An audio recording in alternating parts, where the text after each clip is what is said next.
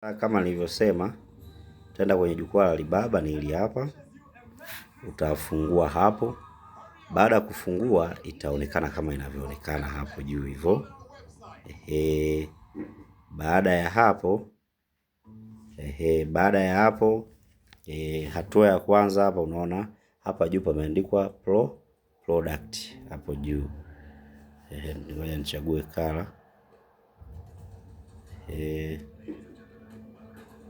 Hapa juu hapa pameandikwa product.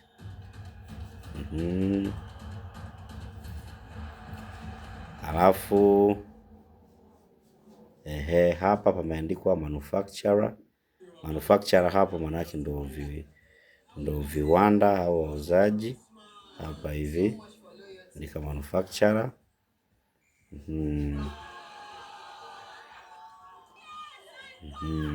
Hapo juu pameandikwa manufacturers. Alafu hapa pameandika worldwide. Maana yake hapo sasa unachagua nchi, kwa application inakuwa hivyo. Lakini namna ya kusearch kwenye jukwaa, namna ya kusearch bidhaa, kuna namna mbili.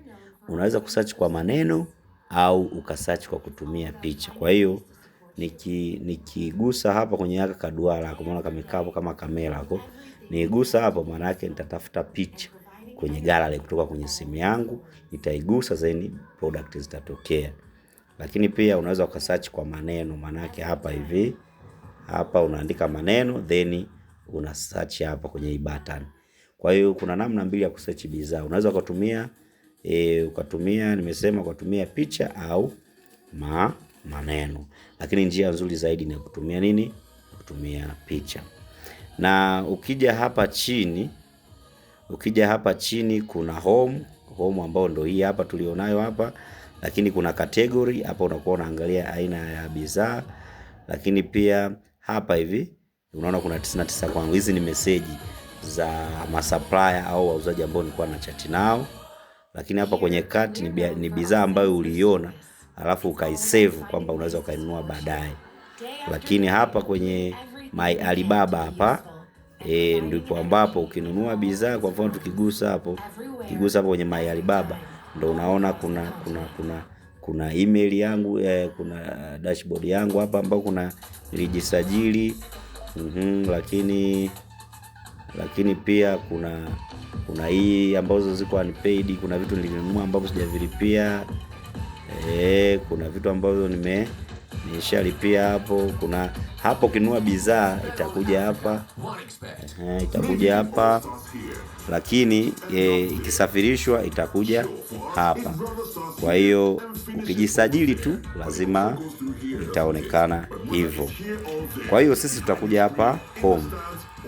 Tutakuja home hapa. Baada ya kuja home sasa tuassume tuna search bidhaa ili tuvione vile vigezo ambavyo nimevionyesha hapo juu. Kwa hiyo nitakuja hapa kwenye nitasearch kwa kutumia nini? Nitasearch kwa kutumia picha kama nilivyosema, maana yake nitagusa hapo. Kwa hiyo nitagusa hapo hivi. Then nitatafuta picha ambayo ya bidhaa ambayo nafanyaje? Naitaka. Kwa hiyo nitachagua, labda nichague hiki kiatu hapa. Baada hapo itaload, umeona? Imeload, imeleta bei za nini? Za viatu. Sasa kama nilivyosema, kitu cha kwanza cha kuzingatia, lazima utaangalia muuzaji au supplier ambao yuko verified. Ukinunua kwa ambao wako verified hao utapata shida. Lolote linaweza ikatokea. Kwa kama mimi hapa nitumie tu mfano huyu hapa kwa sababu yuko huyu hapa, naweza nikatumia huyu kwa sababu unaona hapa yuko verified hapa, unaona hapa verified. Maana yake yuko verified, Alibaba ashamtembelea na unaona anafaa kufanya biashara. Umeona? Lakini kuna mwingine huyu hapa. Yuko verified, unaona hapo. Umeona? Kuna mwingine huyu hapa. Kuna mwingine huyu, unaona wengi wako verified. Sasa labda nichague huyu hapa. Sasa nichague huyu. Ngoja nichague huyu hapa hivi ambaye uko verified, huyu hapo. Kwa hiyo nitagusa hapo kwenye kiatu. Nikigusa hapa itatokea hivyo. Baada ya hapo nitashuka chini huku. Nitashuka chini, then nitagusa hapa kwenye jina la kiwanda. Nitagusa hapa kwenye jina la kiwanda hapa. Nitagusa hapa. Nitagusa hapo. Baada hapo nikigusa hapo, manake itatokea profile ya duka au profile ya huyo muuzaji au huyo supplier. Kwa hiyo hapa juu unaona hapa juu umeona kuna home, hapa hivi kuna home, hapa kuna product, hapa kuna company profile. Kwa hiyo sisi tutagusa hapo kwenye company profile ili tumuone. Tutagusa hapo kwenye company profile, kwa sababu kabla ya kununua lazima vile vitu nilivyovisema ujiridhishe, vile vitu vitano vya muhimu sana. Kwa hiyo kama hapo tuanza na kitu cha kwanza. Nilisema lazima awe supplier au muuzaji. Lazima awe verified. Ukimwangalia vizuri huyu hapa juu profile yake imesoma yuko verified customer manufacturer. Manake ni muuzaji ambao yuko verified. Sawa, kigezo cha kwanza amequalify. Unakuja kigezo cha pili, nilisema miaka at least ianzie 3 kwenda juu. Kwa hiyo ukija hapa unaona hapa huyu hapa ana miaka 5. Kwa hiyo tupo naye sawa. Lakini kigezo kingine nilisema late reviews, maana yake yale maoni mazuri na mabaya yote yanakuwa converted into rates. Kwa hapa unaona ipo na inakuwa kuanzia 0 up to 5. 5 inakuwa ni ndio kubwa kuliko, ndio high excellence, maana yake ndio performance kubwa ya huyo muuzaji. Kwa hiyo kama huyu hapa ukimwangalia vizuri hapa hivi. Ngoja muonyeshe vizuri hapa hivi. Ukiangalia vizuri hapo ana nini hapo? Ana 4 ana 4.2 out of 5, maana yake yuko vizuri. Kwa sababu nilisema rate reviews lazima ianzie ngapi? 3.5 kwenda juu.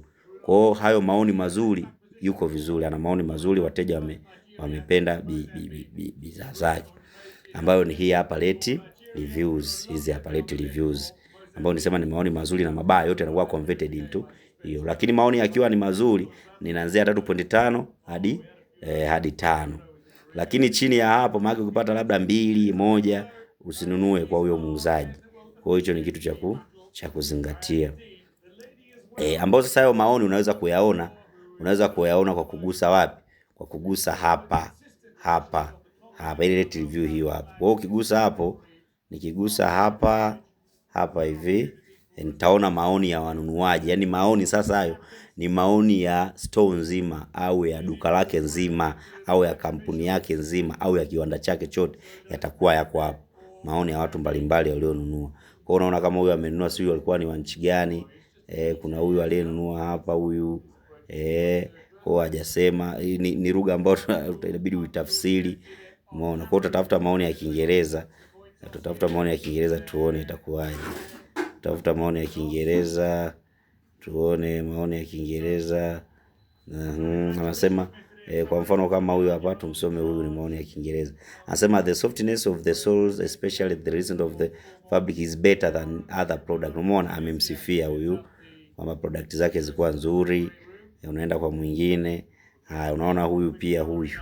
Umeona, amesema I really like the shoes as well as the promptness of the supplier. Kwa hapa amemsifia kwamba kiatu alikipenda, lakini pia alipenda huduma ya muuzaji, kwamba alikuwa ana respond vizuri.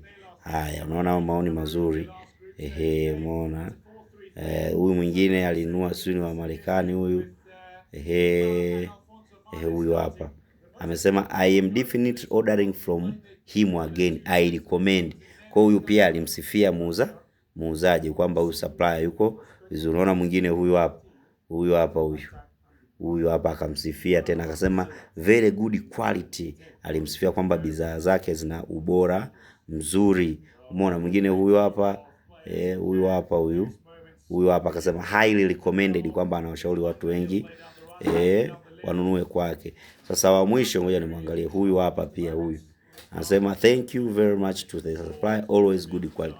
Kwa hapa pia amemshukuru supplier kwamba anatoa au anauza bidhaa ambazo ni quality. Na picha za hizo bidhaa unaona ukigusa hapa zinakuwepo hapo, umeona kama hapa, umeona hapo, umeona picha zinakuwepo hapo, hawa ni walionunua.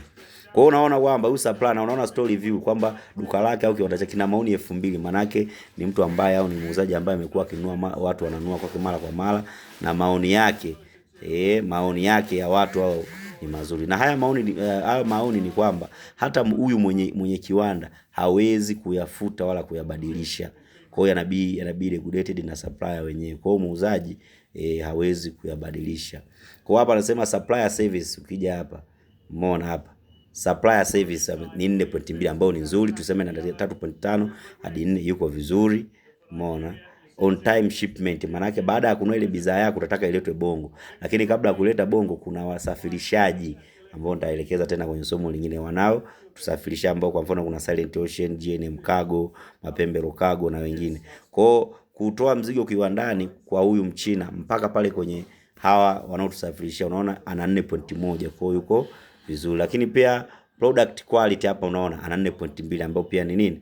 Ni rate nzuri. Haya. Baada hapo tumemaliza. Tunaenda kwenye kigezo kingine ambacho nilisema lazima huyo mtu awe na nini? Na vyeti. Umeona? Vyeti. Umeona certifications hizo hapo. Kwamba lazima awe na vyeti ambavyo mamlaka husika imempa ikimuonyesha au ikiridhia yeye kufanya biashara.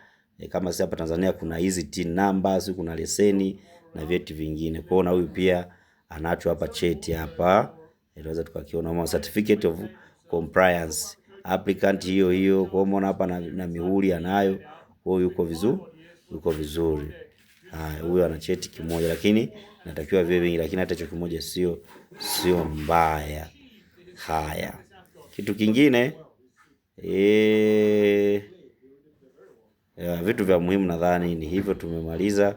Kwa kama kuna kitu kingine ambacho tutakuwa nimesahau unaweza kuniambia hapo, lakini hivyo ni vitu vya muhimu ambavyo lazima uvizingatie kabla ya kununua bidhaa kutoka kwa supplier yoyote ndani ya jukwaa la nini la Alibaba. Lazima uzingatie hivyo, lazima uzingatie. Lakini kitu kingine